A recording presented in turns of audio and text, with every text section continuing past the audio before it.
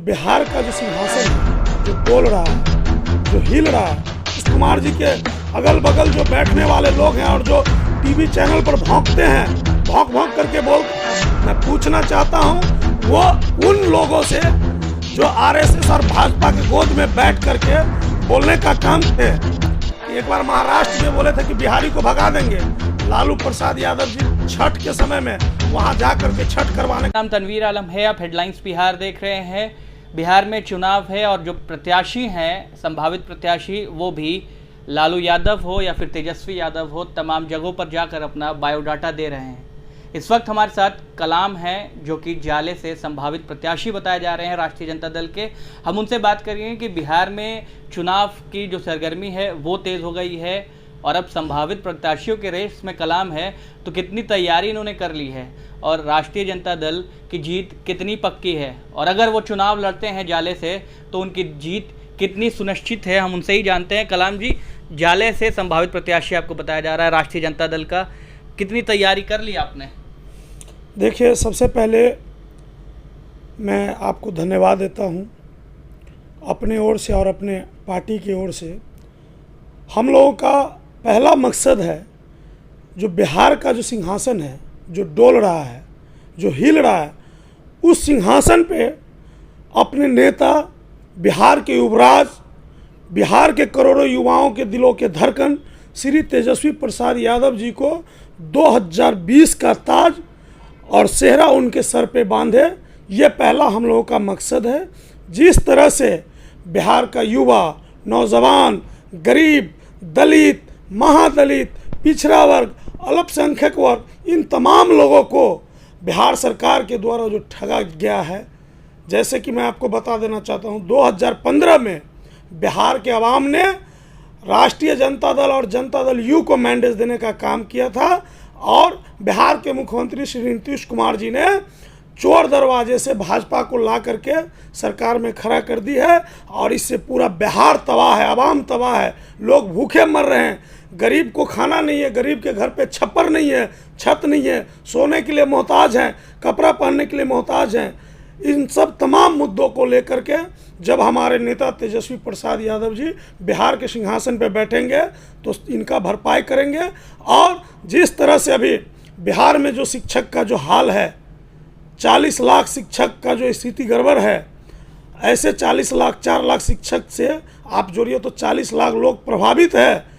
मैं पूछना चाहता हूँ बिहार के शिक्षा मंत्री से कि सम्मान काम का सम्मान वेतन क्यों नहीं मिला। मैं पूछना चाहता हूं नीतीश कुमार जी के अगल बगल जो बैठने वाले लोग हैं और जो टीवी चैनल पर भौंकते हैं, भौंक भौंक करके बोलते हैं कि मैं ये विकास कर रहा हूँ, वो विकास करता हूं, तो जब एक नियोजित शिक्षक का भी अगर काम है 10 बजे से लेकर के 5 बजे तक स्कूल चलाने का, और एक जो हम लोग के समय के शिक्षक हैं लालू जी जिनको बहाल किए थे, वो शिक्षक भी 10 बजे से 5 बजे तक स्कूल में पढ़ाएंगे बच्चों को, वो भी ABCD पढ़ाएंगे, ये भी ABCD पढ़ाएंगे, तो उनको 70,000 80,000 दरमाहा और नियोजित शिक्षक को क्यों नहीं। तो इन तमाम मुद्दों को लेकर के बिहार एकदम अफरा तफरी का माहौल बना हुआ है। आप देख लीजिए कोविड-19 को लेकर के स्वास्थ्य मंत्री जो है बड़ा बड़ा लंबा लंबा हाँकते हैं, और जितने बिहार के अंदर में स्वास्थ्य केंद्र है, किसी स्वास्थ्य केंद्र में जांच नहीं हो रहा। DMCH दरभंगा में इतना बड़ा अस्पताल है, जांच सही से नहीं हो रहा, PMCH में नहीं हो रहा। मतलब बिहार के अंदर में जितने अस्पताल हैं सरकारी, किसी भी जगह कोविड-19 का सही जांच नहीं हो रहा। लोग डरे हुए हैं, सहमे हुए हैं। अभी चुनाव कराने का वक्त नहीं था, लेकिन इन्होंने अपने कुर्सी को बचाने के लिए, कुर्सी कुमार कहलाने के लिए गरीब जनता के लाश पे बिहार का मुख्यमंत्री बनना चाहते हैं हमारे कुर्सी कुमार जी। मैं पूछना चाहता हूँ, अभी 2020 का इतना बड़ा बाढ़, जिस इलाका में 87 और 2004 में बाढ़ नहीं गया है, उस इलाका में इतना बड़ा भीषण बाढ़ आया हुआ है और वहाँ पे लोगों को सरकारी सहायता राशि उपलब्ध अभी तक नहीं हो रहा है। अफसरशाही चरम सीमा पार किए हुआ है। आप चले जाइए ब्लॉक में, बिना पैसा लिए हुए काम नहीं होगा। आप थाना में चले जाइए, गरीबों को न्याय नहीं मिलता है। बिहार में अपराध का इतना बड़ा ग्राफ बढ़ चुका है, लोग डरे हुए हैं, सहमे हुए हैं।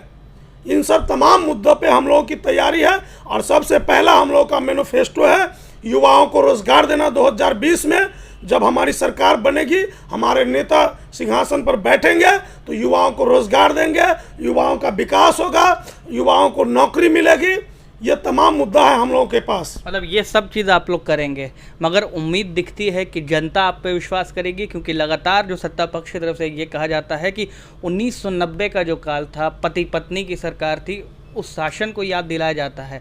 और अब तो 6 सितंबर को जो है मुख्यमंत्री नीतीश कुमार भी लोगों से संवाद करेंगे वर्चुअल रैली के समय और अपनी उपलब्धियों के गिनाएंगे, किस तरीके से 15 साल उन्होंने विकास किया। और 15 साल लालू यादव का जब था तब उस समय किस तरीके से राक्षस राज और जंगल राज था। सबसे पहले मैं आपको बताना चाहता हूँ कि 90 की जो बात आप कर रहे हैं, 90 में AK-47 का नाम कोई नहीं जानता था।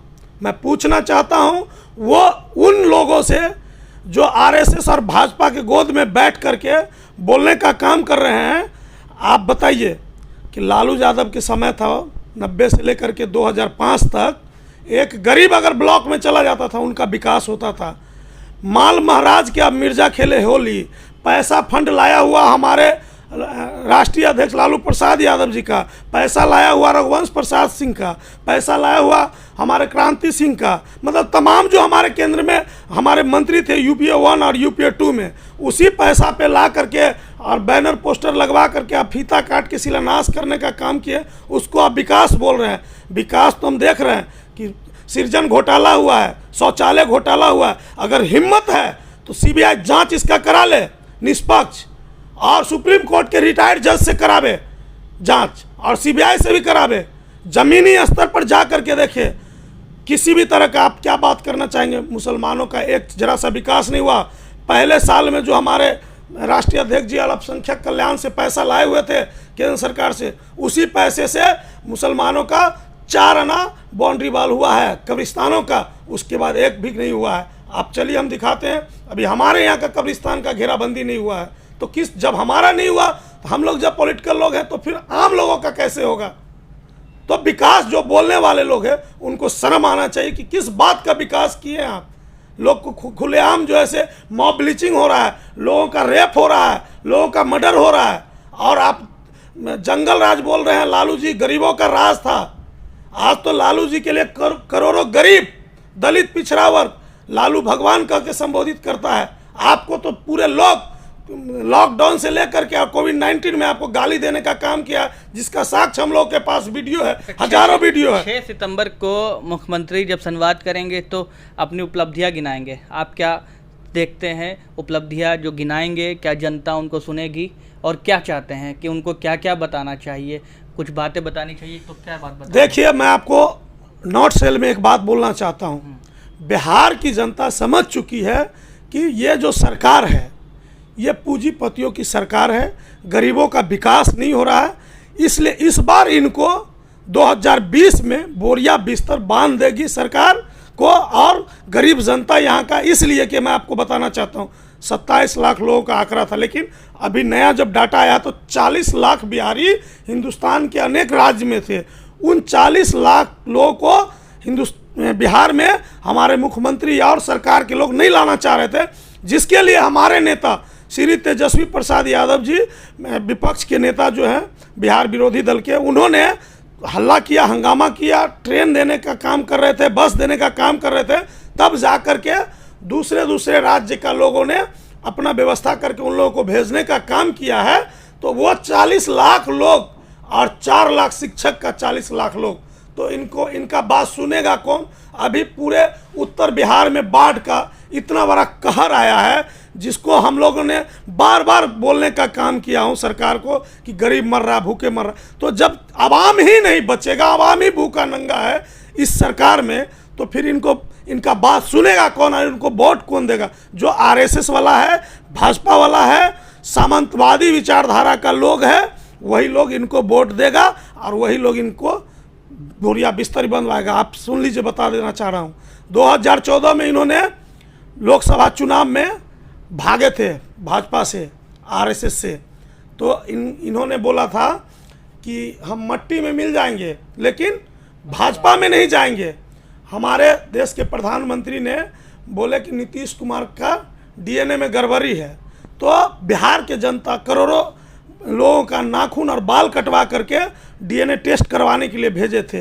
तो ऐसी परिस्थिति में जिस आदमी को जो बोलते हैं कुछ और करते हैं कुछ, हमारे नेता बोले थे कि एक बार महाराष्ट्र में बोले थे कि बिहारी को भगा देंगे।